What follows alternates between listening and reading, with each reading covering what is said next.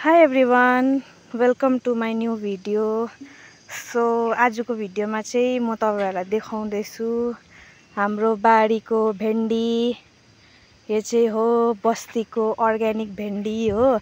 बीचबीचमा मकै पनि रोपेको रहेछ। यो चाहिँ हामीले चाहिँ फलाएको हैन। यो चाहिँ हामीले बारी हाम्रै गाउँको अंकललाई कमाउनु देख्छ हो। उहाँले कमाउनु भएको, सबै उहाँले गर्नु भएको। हेर्नु सक्नुहुन्छ, बीचबीचमा पुरा फुल लागेछ।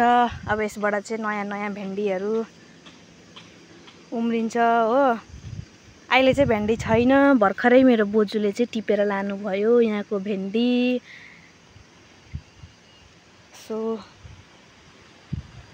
हेर्नुहोस्, त्यो चाहिँ हो मकै। यहाँ ड्याममै भेन्डी रोपेको छ, बीचबीचमा मकै पनि छ।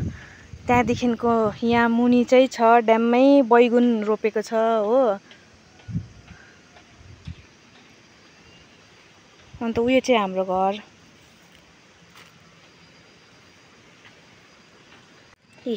सानो भेन्डीहरु हो, बच्चाहरु।